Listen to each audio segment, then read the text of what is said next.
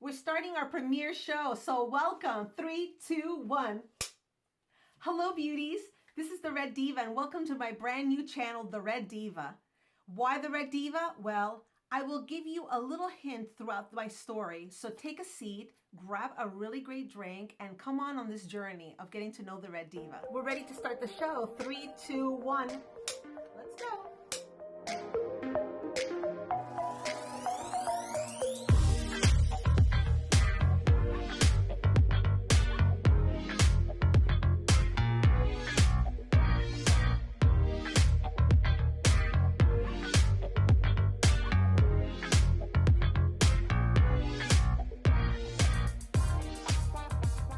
So I was originally born in Buenos Aires, Argentina, and I moved around a lot as a child. But when I turned 9, my family decided to move to Miami, Florida, in the United States. And it was a culture shock for sure because I didn't know a word of English and I had to quickly assimilate since the area that we lived in Miami at the time was very much English speaking only. So I kind of blended in very well because, you know, people were very surprised to think that I was a Latina, but I am. And a lot of Latinos actually question me on a daily basis saying, "Oh, I thought you were a gringa." So I'm like, no, hablo español perfectamente, gracias. And anyway, so that was my culture shock at age 9, and I grew up in Miami, and of course, the longer I stayed in Miami, the more Latin it became. A lot of times people think that every Latin person is the same, but they're not. There's distinct differences between the different countries in terms of music, in terms of food, in terms of habits. It's really a plethora of diversity, all those different influences that really kind of conglomerate into an accent that some people say, "Oh, I don't hear an accent," and other people are like, "Yeah, I hear an accent." Who cares, right? The important thing is I am bilingual. I speak Spanish and English fluent in every sense of the word. And then throughout the years, I took other languages as well. I dabbled in French. I dabbled in Italian. I dabbled slightly less in German. But that will come into my background for music, and that's the reason that I studied all those foreign languages. So, in Miami, what did I do? Well, some of the things that interested me as a child were music and art. I love to draw, I love to design, and I thought at one point I would become a fashion designer, but then later on I realized, oh, I have to sew. I have to actually build the clothes. I can't just like draw really pretty things and give it to somebody else for them to create it for me. But so that was that. But I did take art for many years, and alongside art of different styles of art, I also took music. As a child, I'm the youngest of 5 kids, and my older siblings really enjoyed music. My whole family is really musical, so it was easy for me to fall into that environment. And but for me, it wasn't really about playing an instrument. It was more about singing. So from the age of 6, I was singing. And I would just sing along to songs. I didn't even know what the hell I was singing, but one of my brothers and one of my sisters played guitar, and I just really loved. I loved performing, and the performing bug bit me from kindergarten. I mean, basically. So it was really cool to be able to do that. And my parents encouraged both the art and the music. My dad's side of the family, actually, my dad, was a graphic artist, and then the music part was actually. It came down the lineage of the family with my aunt, my dad's sister, which she used to be a classical singer in Argentina as well. So that is sort of like what really drove the music directly. Also, my grandmother from my mom's side also actually used to play cello. So there's been an affinity towards music from day one, and then it continued on to my niece, actually. My niece, Jessica. Hi, Jessica. Jessica Medley, incredible artist. Worked at Disney and Universal and has her own YouTube channel that you can watch. Jessica Medley, and just incredible, gifted, just such a pride for us in the family. Just beautiful, gorgeous. And yeah, so she carries on as well in the tradition, and it's just, for me, it's like such a special thing because, you know, it's nice to see, the interest, the interest of music being carried down through the different generations, and I think that that's really neat.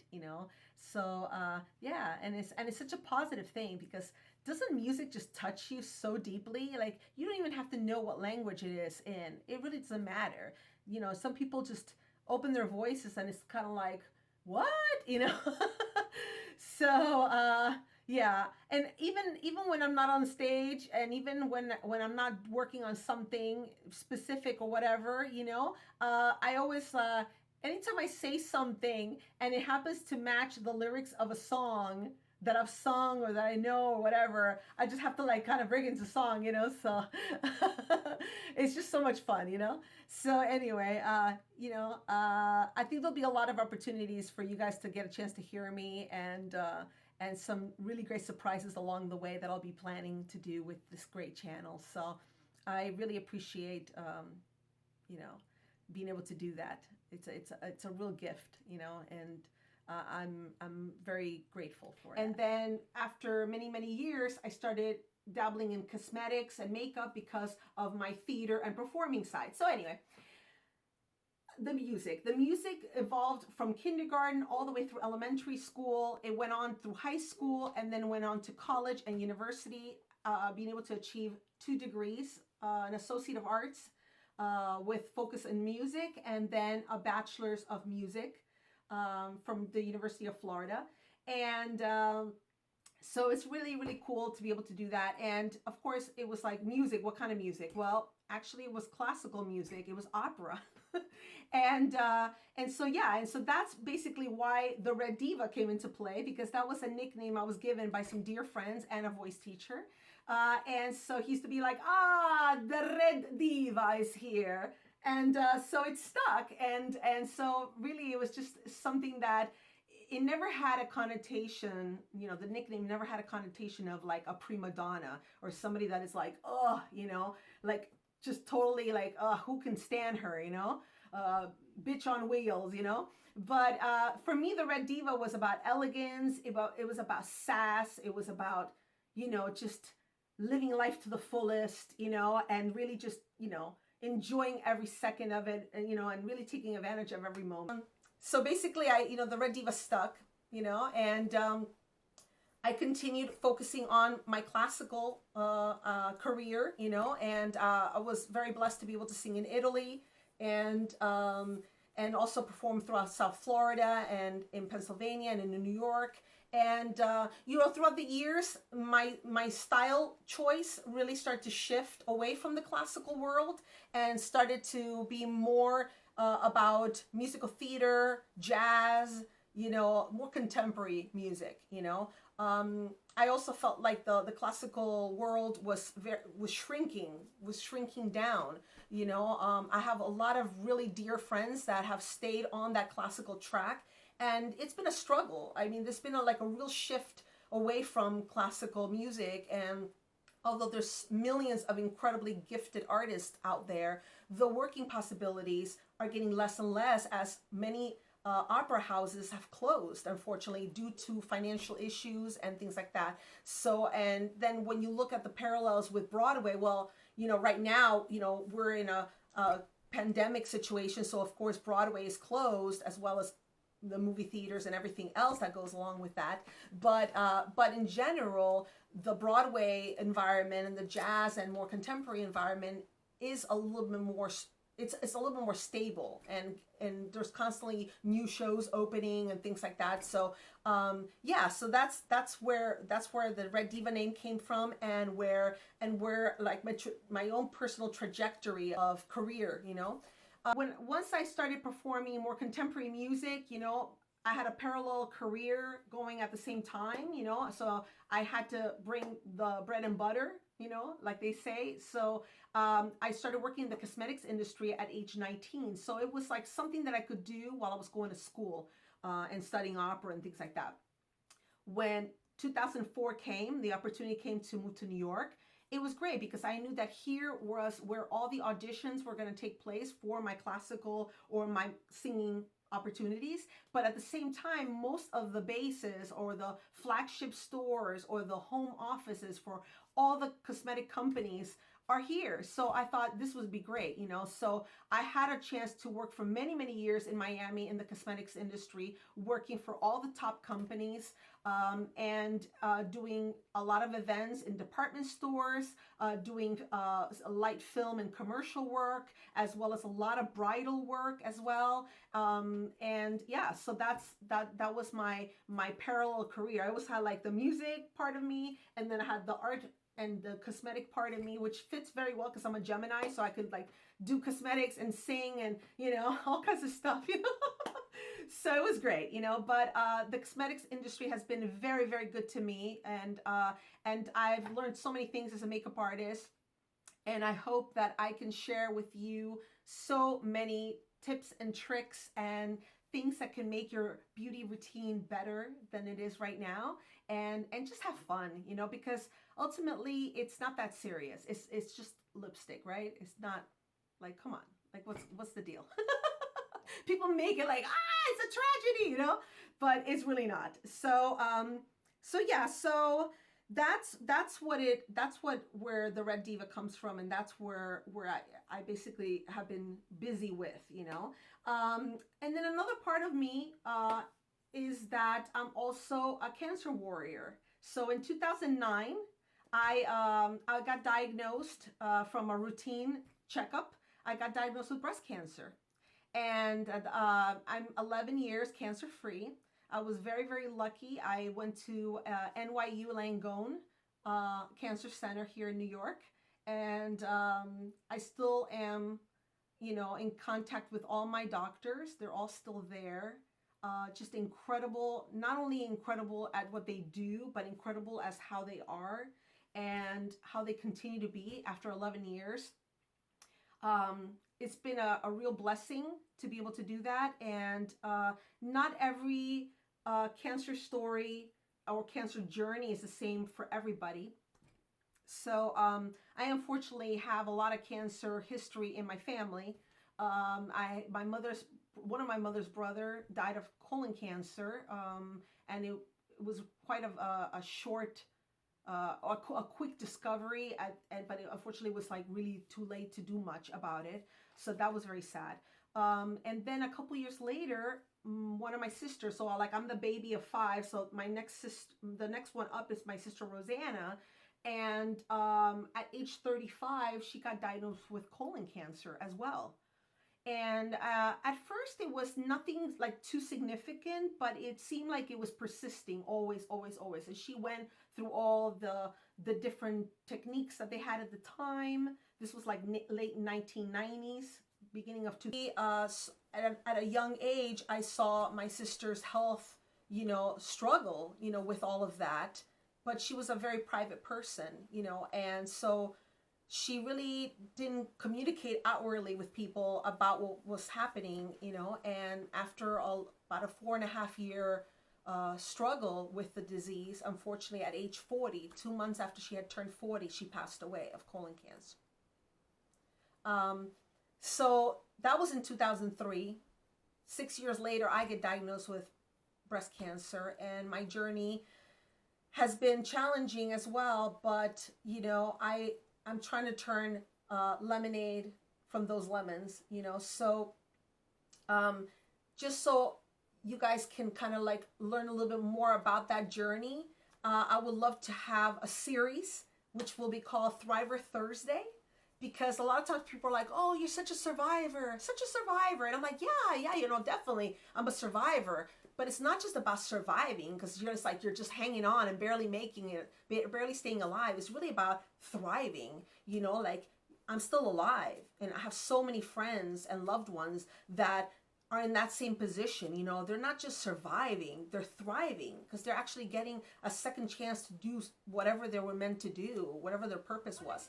So that's why I decided to do Thriver Thursday, not only to give the cancer community support, but because I do makeup reviews and I do wig reviews, I also thought about other dear friends of mine that have other conditions like alopecia, where they naturally don't have a lot of volume of hair or much hair to begin with, and really need that support, really need to feel glamorous, really need to feel normal, or a little bit more like, you know, a little bit more stylish, a little bit more edgy, a little more fashion, but just a little bit more like themselves, like before the alopecia or any other condition kind of took over and really changed the face that they look at themselves in the mirror.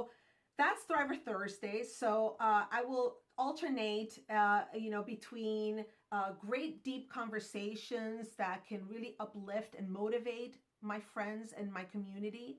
Also, wig reviews that will be comfortable wigs for you, that will look natural for you, that will look realistic for you, and taking into consideration the fit of the wigs and how natural they look, so that way it doesn't look like a wig, it looks like your real hair. And I think that's really important. And then also makeup tricks. There's a lot of makeup tricks that I learned before I had the cancer. And then definitely while I was going through treatment, I lost my lashes, lost my brows, lost my hair, and I had to really adapt my routine, my makeup routine, to make it look as natural as possible, because I did not want to lose myself, you know, and have my reflection not be that, you know. And in the words of Mulan, who is the girl I see staring back right at me, you know. And it's the reflection, and it's so important to feel like yourself. Even if you're struggling and you're going through a battle, the battle of your life, you need to feel like yourself. So that is what Thriver Thursday is going to be about. I'm also going to include a lot of resources for you guys that you can utilize, and support systems and communities. I'm going to be giving a lot of shout outs to different cancer groups out there that have helped me and have given me love and support, and have generated so many beautiful brothers and sisters out there. And yeah, so I look forward to be able to share that on Thursdays, Thriver Thursday. So please subscribe to the channel, ring that notification bell for the Red Diva channel, and that way you'll be notified whenever I put any type of content out. The channel is also going to have like a sort of a talk show setup as well. I'm going to be, while we're in the pandemic and we're doing social distancing, obviously I won't be able to have those guests be with me in my studio, but I will definitely utilize all the technical advantages that we have nowadays, you know, so I'll be able to have great conversations about hot topics and things that really uplift and motivate people, but also are pertinent to the type of world that we live in today, because I think that is so important to be able to talk about these things. And I think the more we talk about things, the more we start to understand the other side, what makes them think that way. And as long as you do things with respect, always have respect as the root, then you can really connect with people. Even if they have a difference of opinion, you can definitely connect with them and also learn, because we should never stop learning. That should be something that is natural to us. We should be like little sponges,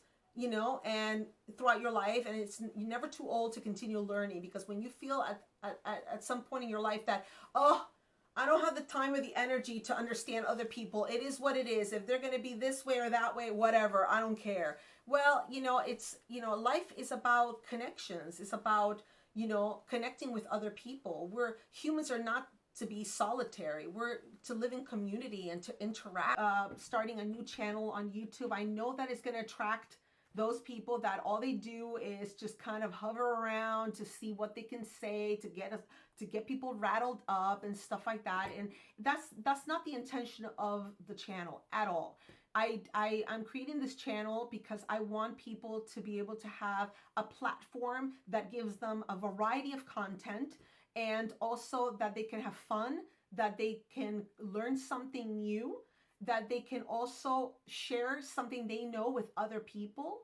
And at the end of it all, we are all better because of it, you know. And so I will not deal with any negativity. So do not waste your time, because you will be removed. Okay. What else? So yeah. So I've always considered myself very multifaceted, and this channel will be a reflection of that multifaceted approach. You know, because I just love so many things. You know, I love to travel. I love learning about different cultures. I love history. I love to see how humanity evolves. I consider myself not a religious person, but a very spiritual person. And I'm always looking for the opportunity to do self-growth and and be self-aware in that sense, another facet of me that you'll find very, very cool. So remember I said earlier that I used to do makeup for brides. Well, with my musical background, I used to sing at weddings as well, because people love like the Ave Maria or just some romantic love song or whatever, and I would get paid for that, and I would go and sing at the wedding. Well, about 7 years ago, a dear friend, shout out to Veronica, and so 7 years ago, through a conversation, she has been in the industry as a wedding officiant and also wedding planner and everything, and she says, why don't you become a wedding officiant? And I was like, really? Like, what? How do you do that?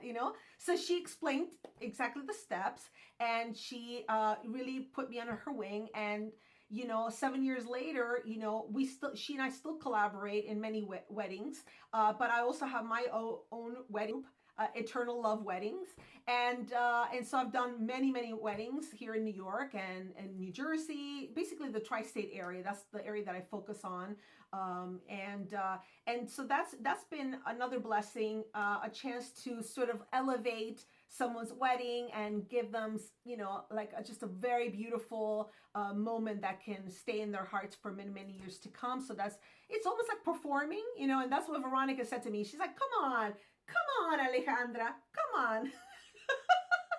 You're so charismatic. Come on now, go. Listen, you'll be great. Don't worry about it. I was like really stressed out, like, oh my God, I don't want to make a mistake. This is like their wedding day. This is like the day, that will stay with them forever. And I was like, oh my God, She's like, no, don't worry. Come on. Don't worry. You're going to be great, And 7 years later, and all these weddings that I've done, that I know from the comments and from the reviews that they've given me, I know that whatever I had in my heart that day really captivated them and really touched them. And that is the biggest gift that I get every day, just the honor and the privilege to be able to do something that, I mean, come on, you're standing between two people joining in pledging their love to each other and saying basically, until we die, we will be together, in good times and bad times, whatever, And so for me, it's like, I'm always pinching myself. I'm like, am I really doing this? Like, what? Because I get so giddy. I'm such a romantic at heart. And, for me, it's just something that I just love to do. And, it's really just a privilege, So, yeah. There's just so much that I want you to discover about me, but also I am excited and I'm looking forward to the journey, the next chapter of my life, and discovering even more things about myself and bringing you along with me on that journey. So there'll be so many opportunities to laugh, and then there'll also be opportunities to cry, and that's okay, because I think that is what makes us humans, and that is what also inspires others. And that's, for me, that would be the catalyst for me. That would be the best thing that I can do. Yeah, so I look forward to seeing you and talking with you and sharing life with you. And it's a real privilege. So thank you so much, and I will talk to you soon.